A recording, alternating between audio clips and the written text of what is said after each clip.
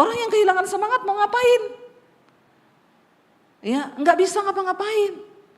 Kita kalau udah kehilangan semangat, ya bayangkan ya, kita ini sebenarnya tahu juga rahasia untuk mendapatkan berat badan ideal. Semua tahu toh? Tahu. Pertama jaga mulut, jamu. Tuhan, saya mau tanya Bapak Ibu ya, engkau yang datang hari ini. Ada nggak sesuatu yang perlu kau syukuri? Ada? Banyak? Banyak. Lalu kenapa kita tidak bersyukur? Seberat-beratnya hidup kita masih pengen hidup toh. Nggak ada orang pengen mati kan? Ya, itu gambaran orang Kristen. Ketika ada badai dalam hidupmu, pakailah badai itu menjadi sebuah kesempatan untuk kita naik level iman lebih tinggi. Ya, mari kita seperti burung Raja Wali.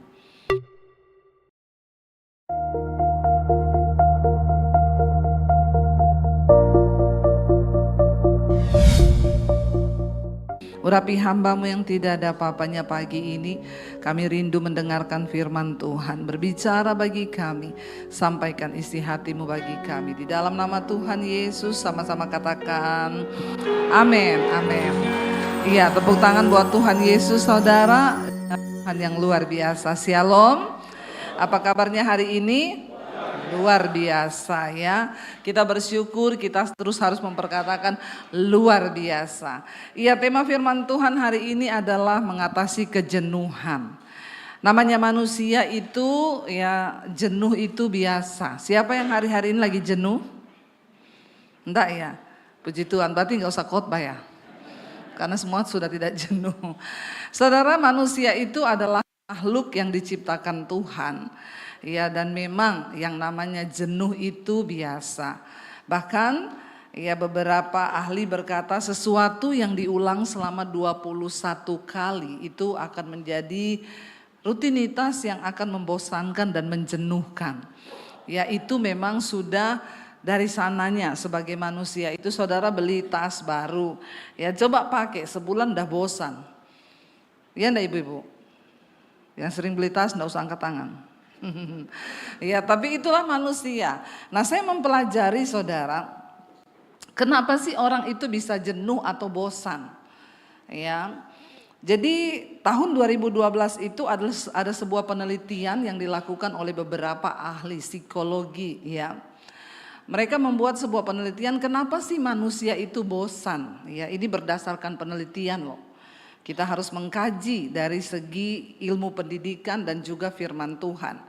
Ya, dan mereka mendapatkan ya, kenapa orang bisa bosan dan jenuh itu adalah sebuah kombinasi dari kurangnya hormon bahagia ya, dan ketidakpuasan akan sesuatu dalam hidup. Jadi orang bisa jenuh, bisa bosan karena kurang hormon bahagia dan ada rasa tidak puas. Ya, jadi ternyata memang di tubuh manusia itu ada yang namanya hormon bahagia. Jadi bahagia itu enggak bisa dibuat-buat, apalagi pura-pura. Ya, karena itu sesuatu yang muncul dari dalam diri. Pura-pura tok capek, malah tambah stres. Ya, dilarang pura-pura bahagia. Bilang kanan kirimu, jangan pura-pura bahagia kau. Ya, nanti kau capek sendiri kalau pura-pura bahagia. Orang itu enggak bisa pura-pura bahagia karena dari muka kelihatan. Ya, kalau pura-pura bahagia. Nah, ada cara dari segi dunia kesehatan untuk meningkatkan hormon kebahagiaan. Saya bahas dulu dari segi ilmu pendidikan ya, karena saudara mungkin jarang baca. Ya, tapi saya mau membaca, jadi saya dapat ilmunya saya bagikan. Saya bukan ahli kesehatan, bukan. Tapi saya membaca, mengumpulkan dari berbagai info dan ilmu. Ya, orang itu bisa meningkatkan hormon kebahagiaan itu bisa. Karena kita ini ciptaan Tuhan. Ya, ada tubuh, ada jiwa, ada roh. Kebutuhan tubuh itu bicara tentang hormonal. Ya, kalau hormon manusia itu tidak stabil, maka hidupnya juga tidak stabil. Nah, hormon bahagia itu penting dalam tubuh manusia. Bagaimana kita bisa meningkatkan hormon bahagia? Yang pertama, karena kita diciptakan sebagai makhluk sosial, maka kita harus bersosialisasi, ketemu orang. Amin. Ada orang kalau jenuh, bosan, stres mengurung diri di kamar. Makin stres. Ketemu orang saudara, ya kalau lagi jenuh datang ke kafe sini, makan minum ya toh, tapi jangan lupa bayar. Ya, karena kalau saudara nggak bayar nanti Pak Adi yang stres gantian. Ya, jadi kita perlu beraktivitas di luar ruangan. Kalau saudara kerja di kantor terus menerus kena AC, nggak lihat udara luar, stres loh saudara. Ya, atau ibu-ibu rumah tangga, bapak-bapak, istri-istri itu, ya jadi banyak ternyata tingkat stres yang paling tinggi di Indonesia itu ibu-ibu, terutama ibu-ibu rumah tangga. Ya, sudah dia kerja dari pagi sampai sore, dikasih gaji 2 juta suruh cukup lagi. Ya enggak ibu-ibu? Stres enggak? Oh enggak stres juga ya. Ya udah dikurangi aja gajinya Pak. Ya, iya dipikir cuma bapak-bapak. Kadang-kadang bapak-bapak itu menuntut, aku ini stres loh kerja cari uang tapi kau masih keluar rumah. Masih lumayan dapat penghiburan. Nah ibu-ibu yang di rumah terus ini, yang menghadapi anak, yang menghadapi ini tuh stres. Jadi bapak-bapak sesekali aja istrimu keluar. Amin. Ya, walaupun enggak usah pergi makan, enggak usah kalau kau pelit, ya kebangetan. Ya, bertobat ya bapak-bapak. Ajak aja dia jalan naik motor gitu ya. Saya dulu saudara kalau udah stres di rumah, ya suami mau pergi kemana saya? Naik, mau isi bensin, ikut saya cuma isi bensin. Ya, tapi karena kadang dia kasihan mampir makan bakso yuk, lebih senang lagi tuh hormon bahagia naik. Amin bapak-bapak. Kalau kamu lihat rumah tanggamu diberkati ya istrimu harus punya cukup kebahagiaan. Ya, bukan cuma kau saja. Jadi kita yang kedua saudara, selain kita ketemu orang melihat udara luar, loh sekarang saudara di Jepang, di negara-negara besar penyembuhan penyakit terutama cancer itu nggak lewat medical lagi, nggak pakai obat-obat, mereka disuruh pergi ke hutan, jalan kaki nggak pakai sandal, pegang pohon, karena bumi ini punya ya magnetik ya elektromagnetik kelistrikan yang itu kalau dia mengalir dalam tubuh manusia sebenarnya bikin kita sehat. Tapi manusia sekarang udah pakai sepatu, nggak pernah lagi nggak pernah injak. Nah itu makin sombong, udah nggak pernah injak tanah, nggak pernah injak bumi, ya. Nah itu sekarang di Jepang orang sakit disuruh ke hutan, pegang pohon, injak, nggak pakai sepatu, injak tanah. Ya itu kita juga harus mulai banyak. Jadi tanpa disadari kebiasaan hidup manusia sekarang itu membuat manusia itu makin stres. Yang berikutnya olahraga. Ternyata kalau kita olahraga itu meningkatkan hormon kebahagiaan saudara. Ya, dopamin ya itu meningkat kalau kita lari. Ya, membakar itu ada kardio, pembakaran ya atau lakukan olahraga apapun. Ya, kalau saudara stres, jenuh, lari-larilah saudara. Lari dari kenyataan toh. Nah, ini paling cepat lari dari kenyataan itu bikin bahagia juga. Ya jadi lari saudara walaupun cuma keliling rumah, jalan pagi, kena matahari itu juga meningkatkan hormon kebahagiaan. Nah kita ini kan udah jarang-jarang kena matahari toh, karena sudah ada mall matahari. Jadi udah jarang kena matahari, perlu kena matahari pagi-pagi ya supaya hormon kebahagiaannya itu naik. Saya kemarin latihan tinju saudara, ya. Jadi sebenarnya sih saya tidak berniat ikut tinju, tapi ini Pak Andre ini dia ternyata juga pendeta, dia mantan petinju internasional kan. Ya jadi dia ajak saya, ya itu anak-anak ditertibkan dulu supaya kita punya hormon stres tidak naik ya. Supaya ada hormon kebahagiaan, ya. Jadi saudara waktu dia bilang, "Bu, ayo ibu tinju Bu di tempat saya Bu," ya. Aduh dalam hati saya kok ngapain tinju gitu ya, saya abaikan saja. Ayolah Bu, dia datang ke rumah bawain saya kue, mau nyogok supaya saya ini ikut tinju di tempatnya dia. Saya nggak mau juga, akhirnya saya pergi pelayanan kemarin ke Surabaya, ke Solo. Tiba-tiba saya pulang di rumah, kenapa ada sarung tinju 5? Saya tanya sama orang rumah, ini dari mana? Dari Pak Andre.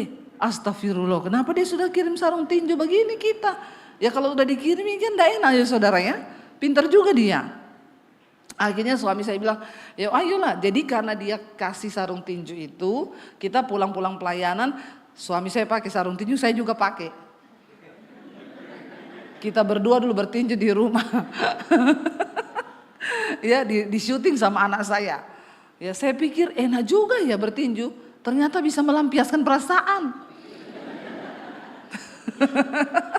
Ya, tapi jangan dipakai di rumah kalau berantem suami istri, bahaya ya. Karena ternyata sarung tinju itu sakit loh kalau kena. Akhirnya kita pergilah ke tempatnya dia kemarin. Tinju saudara, ya wah latihan dulu, ibu pukul ya kanan kiri, kenceng bu, kenceng. Terus anak saya ikut, pulang dia bilang, ih mam bagus juga ya melampiaskan emosi loh. Kata anak saya, melampiaskan stres. Terus saya bilang gini, emang lu stres? Emang anak muda stres? Hi mami itu jangan pikir kita anak muda enggak stres loh. Kamu stres apa? Pergi kuliah bangun pagi tiap hari. Ya rasanya bosan, stres, jenuh. Aku juga itu nyetir ke kampusku 45 menit. Mami pikir itu enggak bosan. Oh, tapi tadi aku tinju itu mam tak lampiaskan. Ih bener juga ya bapak-bapak. Tapi jangan tinju orang. Kenapa orang bisa tinju orang? Itu bagian dari melampiaskan perasaan, melampiaskan hormon stres. Iya ternyata wah enak juga ya, jadi saya iya juga olahraga itu sangat baik untuk meningkatkan hormon bahagia. Kenapa orang nggak olahraga itu gampang sakit, gampang stres? Karena ternyata kau nggak punya hormon bahagia. Nah, ini secara kesehatan dulu ya. Jadi tolong tingkatkan, ketemu keluarga, ketemu orang lain. Kalau saudara stres, ajaklah anak istrimu dengan orang tercinta pergi ke mall. Biar cuma makan apa gitu di luar. Yang penting itu kebersamaannya ya. Penting saudara, karena hari-hari ini stres itu meningkat. Tiba-tiba orang bunuh diri, tiba-tiba orang bunuh orang. Nah, itu akibat dari kurangnya hormon bahagia. Orang kalau bahagia mana mungkin dia bunuh orang, benar nggak? Ah itu, anak itu bilang iya betul. Ya terima kasih adik ya. Orang kalau bahagia nggak mungkin bunuh orang. Kenapa orang bunuh orang? Karena tidak bahagia, ada rasa tidak puas. Nah waktu kita nggak puas dan kita tidak bahagia, maka kita ini jenuh, bosan. Nah sekarang dari firman Tuhan, karena Alkitab itu berkata kita diciptakan tubuh, jiwa, roh. Sebaliknya kalau kita cuma dengan cara-cara tadi olahraga ya ini mungkin itu hanya di dalam tubuh. Tapi bahagia yang sesungguhnya itu datang dari jiwa. Bagaimana jiwa dan tubuh bisa bahagia kalau roh kita ini kuat. Nah orang kalau cuma bahagia karena olahraga, nah itu dibilang pura-pura bahagia. Karena sesungguhnya roh dan jiwanya tertekan saudara. Nah kita mau belajar dari firman Tuhan dikatakan di sana. Yesaya 40 ayat 29 sampai 31. Coba kita baca bersama Yesaya 40 ayat 29 sampai 31. Baca dengan suara yang keras, 1, 2, 3. Dia menambah kekuatan kepada yang lelah dan menambah semangat kepada yang tidak berdaya. Nah ini saudara, ciri-ciri orang yang tadi jangan ini dulu. Ciri-ciri orang yang kekurangan hormon bahagia, yang jenuh, yang bosan, itu mereka itu lelah ya dan tidak punya semangat, tidak berdaya ya. Apalagi udah jenuh ditambah lagi dengan persoalan dan beban kehidupan yang berat. Ya, tetapi ayat ini berkata Tuhan itu memberi kekuatan ya kepada yang lelah dan menambah semangat kepada yang tidak berdaya. Kenapa kita perlu dekat Tuhan? Karena hidup ini melelahkan. Hidup ini melelahkan gak saudara? Melelahkan loh. Mau saudara pendeta, mau saudara dekat dengan Tuhan, apapun hidup ini melelahkan. Kita pengkhotbah berkata, ya, Salomo menulis, aku melihat segala yang dilakukan manusia di bawah matahari ini, mereka bekerja dari pagi sampai malam cari uang, itu hanya melelahkan diri. Dan Tuhan ya menciptakan manusia ini di bawah matahari dikatakan untuk melelahkan diri saja. Lelah saudara hidup ini. Bangun pagi kita ada dalam sebuah rutinitas kerja, belum lagi ada masalah. Ya, seringkali kita merasa lelah enggak saudara? Lelah. Tidak dipungkiri mau pendeta pun saya kadang sudah baru pulang dari luar kota capek sekali.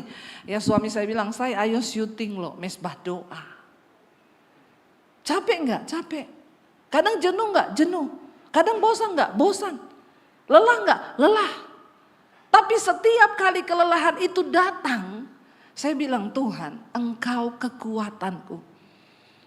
Saya mau melayani Tuhan karena Tuhan sudah lebih dahulu melakukan yang terbaik buat hidupku. Siapa yang bisa memulihkan kita? Yang pertama diri kita sendiri ketika kita mau datang kepada Tuhan. Ya, kenapa kita harus dekat dengan Tuhan? Karena hidup ini melelahkan. Hidup ini capek. Sudah capek, kau jauh dari Tuhan makin stres. Kita ini percaya Tuhan bukan supaya kita tidak ada masalah. Kita ini ikut Tuhan bukan supaya hidup kita ini lebih ringan. Tidak, masalah tetap ada. Ini loh kesalahannya orang Kristen. Karena seringkali dengar pendeta khotbah, pendeta juga banyak yang sesat. Kau ikut Tuhan supaya tidak ada masalah. Kau ikut Tuhan ada pencobaan. Siapa bilang? Kita hidup di dunia yang sudah rusak. Bumi ini tempatnya pencobaan. Mau kau sungguh-sungguh ikut Tuhan, mau kau tidak sungguh-sungguh, sama-sama ada masalah. Tapi bedanya apa? Orang yang dekat dengan Tuhan, orang yang mengenal Tuhan, waktu masalah datang, dia dapat berkata, Tuhan adalah sumber kekuatanku. Itu bedanya. Ya, orang kalau hidup nggak kenal Tuhan, saudara, stres. Ya, kau coba pikul sendiri persoalanmu, tapi ketika engkau dekat dengan Tuhan enak. Jenuh datang, bosan datang, masalah datang. Kau tidak berdaya, cuma datang sama Tuhan aja, duduk doa, nyanyi puji-pujian, sembuh sudah. Amin.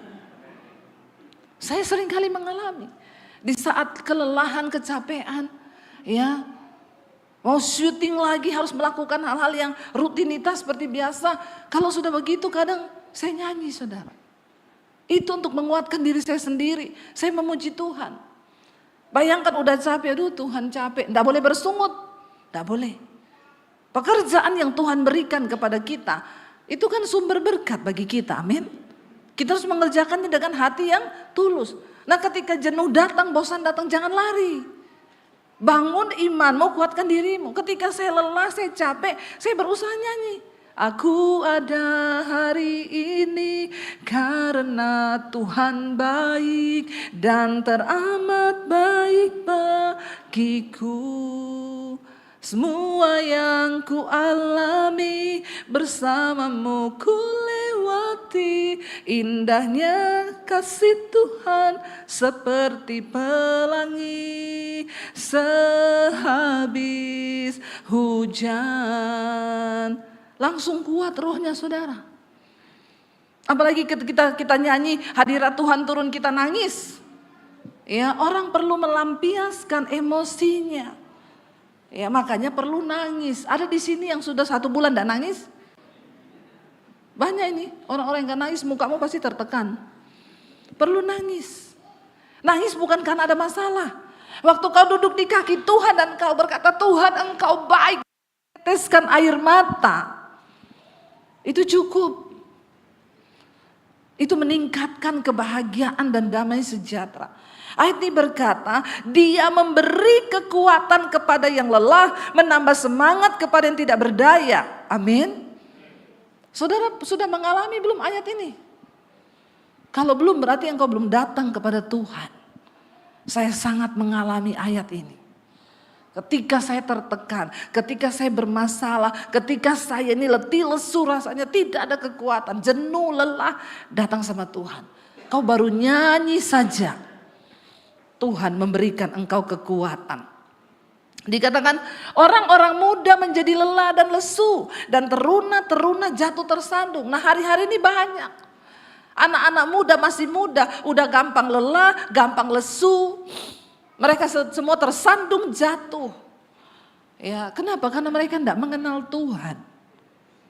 Mereka tidak mengenal Allah yang adalah sumber kekuatan. Tetapi dikatakan ayat yang berikutnya 31, tetapi orang-orang yang apa? Menanti-nantikan Tuhan mendapat kekuatan baru. Mereka seumpama Raja Wali yang naik terbang dengan kekuatan sayapnya.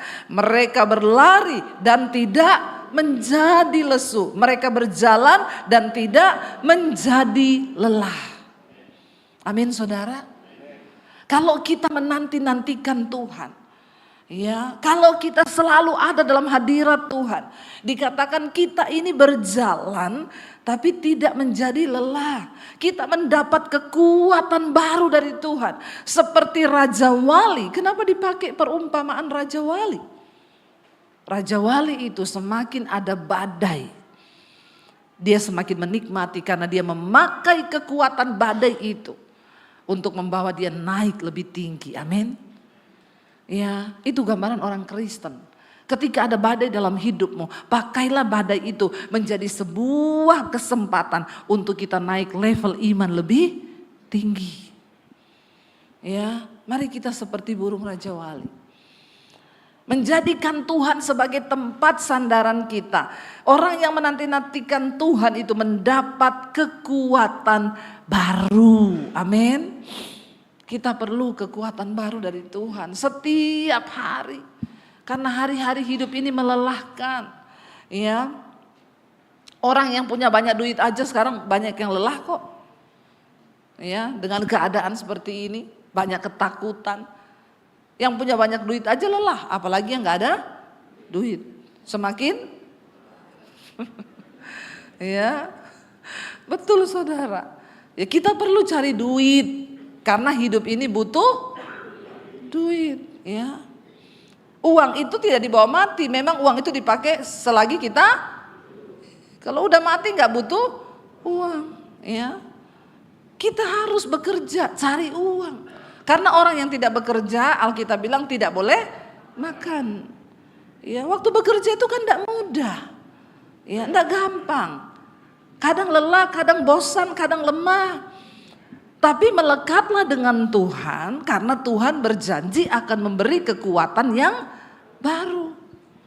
Ya, memberi kekuatan baru. Kita perlu uang, tapi bukan segala-galanya waktu kita habiskan untuk uang. Ya, kerja harus, cari duit harus.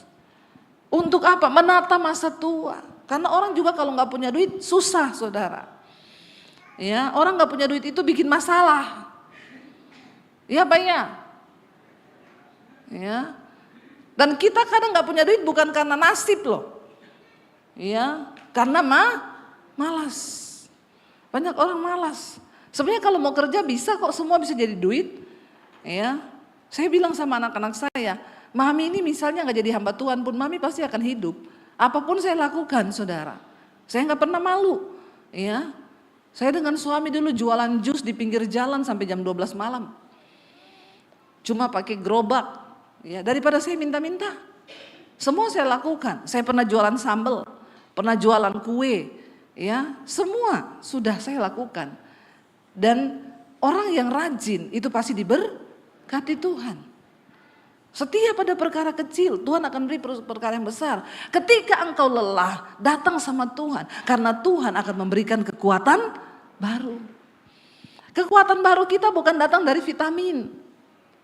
Ya, kekuatan baru kita datang dari Tuhan. Ketika rohmu kuat, jiwamu sehat. Waktu jiwa sehat, tubuh juga ikut sehat. Ya. Kalau cuma olahraga tok menambah hormon kebahagiaan, itu kan sesuatu yang tidak kekal. Itu yang datang dari luar, oke juga. Tapi kita membutuhkan sesuatu yang datang dari dalam. Yang dari dalam itu kekal, hati yang gembira, obat yang manjur. Tapi semangat yang patah itu mengeringkan tulang, jadi osteoporosis. Biar kau minum susu Anlin tiap hari berapa galon, ya. Kalau semangatmu patah, kalau jiwamu lelah dan engkau nggak dekat dengan Tuhan, ya maka makin kroposlah tulang. Ya, mari saudara, dikatakan di sini bahwa Tuhan itu menambah semangat, memberikan kita kekuatan yang baru. Coba lanjut ayatnya yang tadi. Ya, orang yang menanti-nantikan Tuhan mendapatkan kekuatan yang baru. Mereka seumpama Raja Wali yang naik, dikatakan terbang dengan kekuatan sayapnya. Mereka berlari tidak menjadi lesu, mereka berjalan tidak menjadi lelah. Karena Tuhan menjadi sumber kekuatan di hidup kita. Katakan amin. Jemaat Bogor tolong agak semangat, saya ini sudah keringetan loh. Saudara bilang amin aja, kayaknya berat ya. Amin saudara. Ya, kita berlari. Orang-orang bertanya, Bu Debbie itu bisa kuat dalam hidup ini bagaimana? Saya menghadapi terpaan badai hidup yang begitu keras. Tapi saya mau bilang, saya tidak menjadi lelah. Saya tidak menjadi lesu karena Tuhan adalah kekuatanku. Dia memberikan semangat yang baru. Hidup ini yang diperlukan adalah semangat saudara. Kalau udah gak semangat ya sudah. Orang yang kehilangan semangat mau ngapain? Ya gak bisa ngapa-ngapain. Kita kalau udah kehilangan semangat, ya bayangkan ya, kita ini sebenarnya tahu juga rahasia untuk mendapatkan berat badan ideal. Semua tahu toh? Tahu. Pertama jaga mulut, jamu. Ya, jangan makan yang berlebihan. Kedua, geraklah olahraga. Kita semua tahu. Bahkan ada yang di rumah sudah punya alat gym komplit. Tahu. Tapi enggak punya semangat. Makanya kita harus memompa diri kita sendiri. Saya sama suami itu saling menyemangati. Kita kalau di tempat tidur gini, gimana ya mau turun badan ya. Terus kita berdua lihat-lihatan gini, sebenarnya kita tahu loh. Kita nih tahu, ya itu ada treadmill, dipakailah. Ya, sekarang mulai menyemangati diri. Ya, suami saya pagi udah semangat ngomong sama dirinya sendiri. Semangat. Sekarang saya dilarang masak. Ya, udah kamu enggak usah masak ya. Soalnya kalau sudah masak, pagi-pagi di meja udah ada makanan, tergoda. Iya deh, saya enggak masak, walaupun saya hobi masak. Ya, nahan diri. Jadi makannya nanti siang aja, nanti olahraga treadmill, ya lumayan turun pelan-pelan ini sudah mulai 2-3 kilo, terus menyusut pelan-pelan. Ya karena kalau nggak begitu kita ini diundang kemana-mana dikasih makan banyak saudara. Dan kita kalau diundang ke kota mana, Bu saya mau ajak ibu yang the best di kota ini, nah bagaimana itu? Semua dikasih yang the best. Lah hamba Tuhan kalau nggak berhikmat, kita ini dibunuh sama jemaat. Dibunuhnya pelan-pelan, apa dikasih makan. Ini habis ini lagi makan ya Pak di sana ya. Pak Adi sudah siap-siap lagi ini. Ya, tapi kita kan harus berhikmat. Makanya kita ke sini enggak makan apa-apa dulu pagi. Ya sampai siang. Enggak bukan, jangan ketawain saya. Loh ini ya. Saudara, sarapan terbaik itu adalah tidak. Benar, sarapan terbaik itu tidak sarapan. Karena waktu kita bangun pagi itu gula darah kita lagi tinggi. Sampai jam 8 pagi, tubuh lagi memproduksi gula darah. Kalau kau tambah nasi, tambah minum manis, maka makin naik itu gula darahmu. Tahan dulu, sampai minimal jam 10, jam 11. Itu terbaik. Sekarang orang-orang sembuh dari sakit karena mereka berpuasa. Ternyata memang puasa itu baik. Makanya Pak Konrad itu sekarang intermittennya 24 jam. Dia makan sehari sekali tok. Ya, kuat ya. Memang cuma itu aja. Karena waktu perut kosong tubuh ini memakan semua penyakit. Bahkan banyak orang sembuh dari kanker. Karena waktu dia puasa ya tubuhnya lapar, dia cari apa yang bisa dimakan. Dia makan sel kanker untuk dirubah menjadi energi saudara. Tapi kita harus belajar, kalau nggak ada semangat nggak bisa. Dari dalam semangat itu. Ya, dan Alkitab ini berkata Tuhan memberikan kita ya kekuatan yang baru. Ya, coba lagi ayat yang tadi dikatakan ya, kita ini berjalan, dia memberi kita semangat yang baru. Ya, kita terbang tidak menjadi lelah, berlari tidak menjadi lesu, karena mereka berjalan tidak menjadi lelah. Kenapa? Karena Tuhan adalah sumber kekuatan di hidup kita. Daud berkata begini saudara, di dalam ya Mazmur, Daud menulis begini. Kita lihat bersama, ketika Daud itu mengalami hal-hal yang menyakitkan, menjenuhkan, dia di dalam keadaan yang tertekan, ya. Mazmur 43 ayat 3 sampai ayat yang kelima. Daud berkata begini, saudara. Waktu dia mengalami sesuatu yang tidak enak dalam dirinya, dia mencari Tuhan. Dia berkata sama Tuhan begini, suruhlah terangmu dan kesetiaanmu datang, supaya aku dituntun dan dibawa ke gunungmu yang kudus dan ke tempat kediamanmu. Daud itu orang yang sangat mencintai kediamannya Tuhan, hadirat Tuhan. Ayat yang berikutnya dia berkata begini, maka aku dapat pergi ke mezbah Allah, menghadap Allah yang adalah sukacitaku dan kegembiraanku. Ini saudara, hormon bahagia itu. Hormon bahagianya Daud naik kalau dia ketemu Tuhan. Tuhan adalah sukacita dan kegembiraanku, dan aku bersyukur kepadamu dengan kecapi ya Allah, ya Allahku. Ayat berikutnya dia bilang begini. Baca 1, 2, 3. Mengapa engkau tertekan hai jiwaku, dan mengapa engkau gelisah di dalam diriku? Lalu berharaplah kepada Allah, sebab aku bersyukur lagi kepadanya, penolongku dan Allahku. Waktu kita ini tertekan, kita ini jenuh, kita ini bosan, katakan kepada jiwamu sendiri, hai jiwaku, mengapa engkau tertekan di dalam diriku? Mengapa engkau gelisah di dalam diriku? Perintahkan kepada jiwamu, bilang apa? Berharaplah kepada Tuhan. Berharaplah kepada Tuhan, sebab aku bersyukur lagi kepadanya. Salah satu cara untuk menghilangkan kejenuhan, kebosanan, rasa tertekan dalam diri kita adalah cari Tuhan. Dia sumber sukacita, dia sumber kebahagiaan. Yang kedua, bersyukur lagi kepada Tuhan. Jadi yang akan membuat jiwa kita ini tenang, yang akan membuat jiwa kita ini kuat, waktu kita bersyukur kepada Tuhan. Saya mau tanya Bapak Ibu ya, engkau yang datang hari ini, ada enggak sesuatu yang perlu kau syukuri? Ada? Banyak? Banyak. Lalu kenapa kita enggak bersyukur? Bersyukur itu adalah obat penawar racun dari kejenuhan dan kelelahan. Waktu engkau mulai lelah, aduh hidup kok gini-gini terus ya, aduh kok gini. Kau bilang, Tuhan, ampuni aku Tuhan. Aku bersyukur buat hidupku hari ini. Karena aku masih hidup, itu adalah anugerah Tuhan. Apa yang harus kita syukuri di hidup ini? Satu hal yang terbesar yang harus kita syukuri di hidup ini adalah kita masih hidup. Ada yang sudah pengen mati? Biar kita doakan rame-rame. Ya. Seberat-beratnya hidup kita, kita masih pengen hidup toh. Gak ada orang pengen mati kan? Jadi hal apa yang terbesar yang kita harus syukuri dari hidup kita adalah hidup itu sendiri. Tuhan, mungkin hari ini hidupku berat, tapi aku memilih untuk bersyukur kepadamu atas hidupku. Lalu mulai aku syukuri istriku Tuhan, aku syukuri suamiku Tuhan, syukuri anak-anakku Tuhan.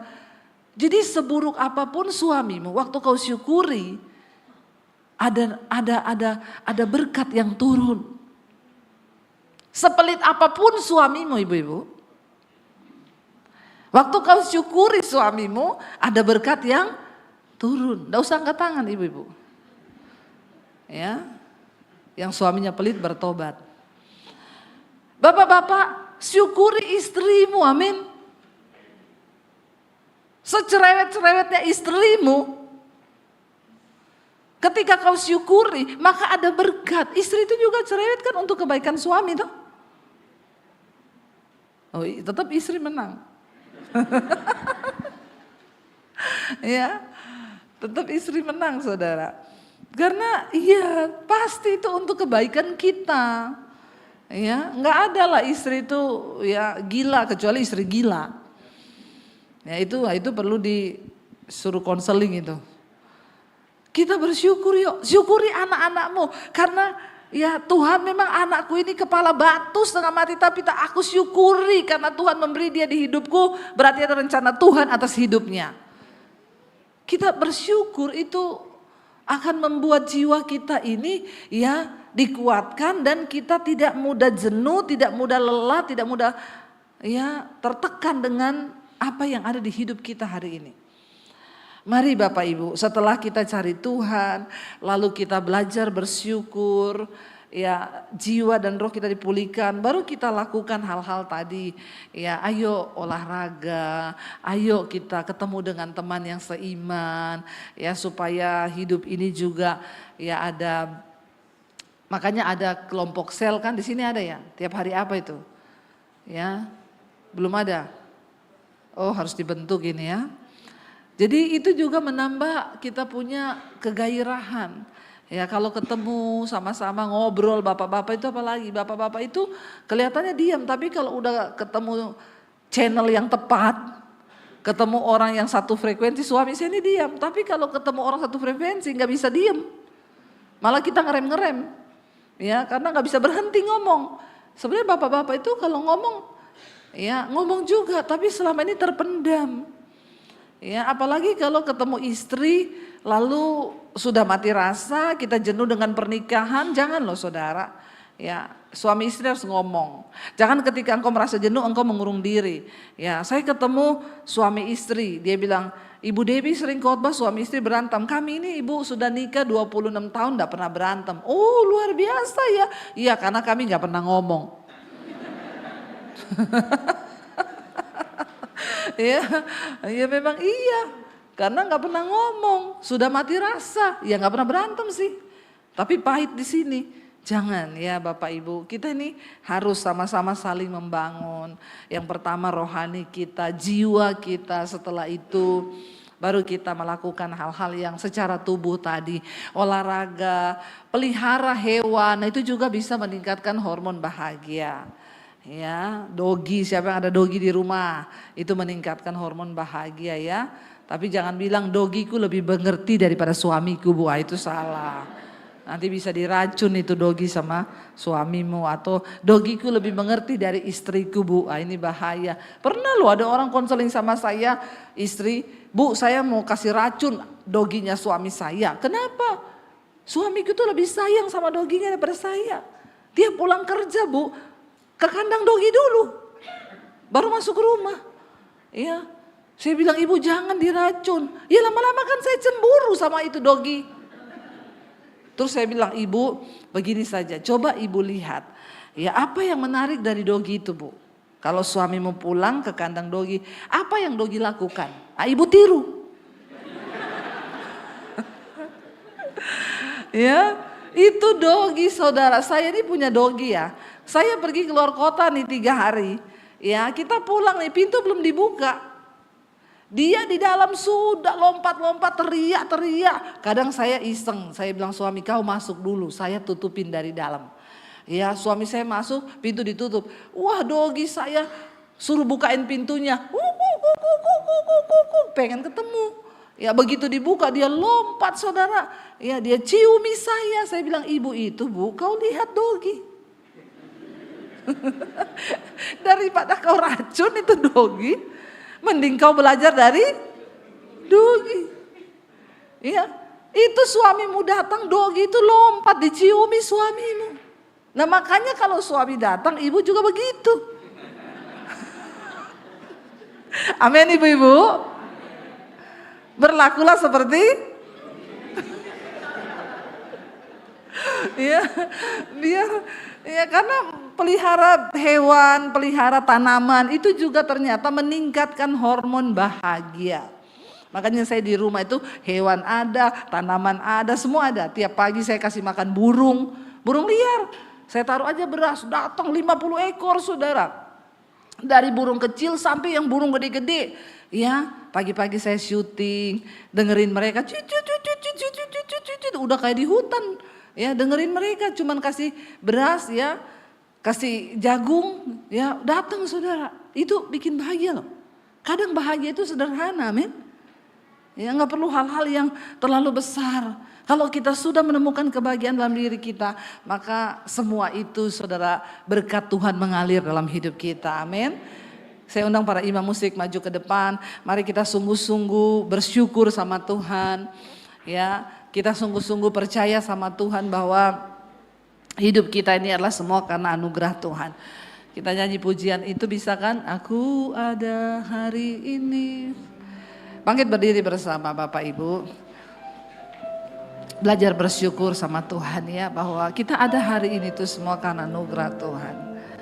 Terima kasih Tuhan, kami bersyukur kepadamu.